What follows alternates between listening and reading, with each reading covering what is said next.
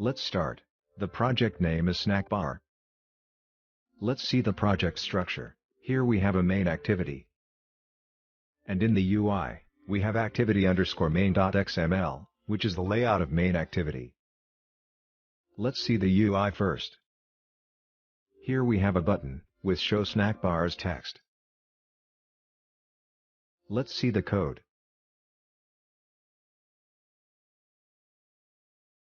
So we have constraint layout as the root layout.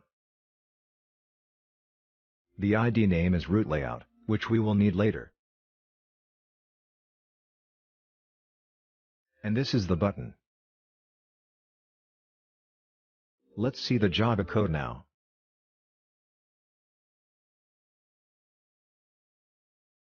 These are the imports. This is the main activity.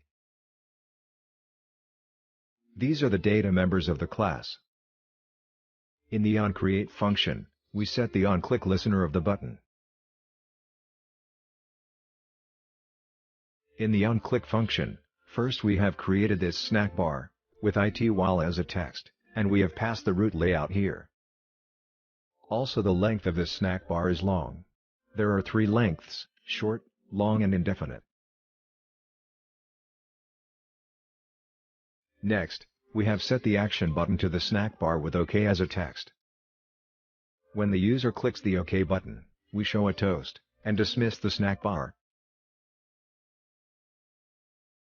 Then we have set the action button text color, snack bar text color, and snack bar background color over here. Let's run the app.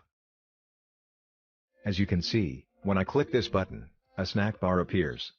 And when I click this OK button, the snack bar gets dismissed, and a toast is shown. But as you might have observed, the snack bar appears only for a certain period of time, and disappears in a moment. To make the snack bar persist on the screen as long as the user himself dismisses it, we need to change the length of the snack bar to indefinite. Let's run the app again.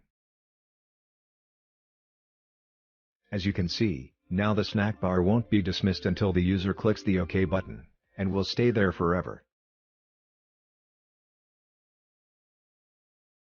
Next, as you might have observed, the default position of the snack bar is anchored to the bottom of the root layout. But we can anchor the snack bar to any view on the screen. Let's anchor it to the button view.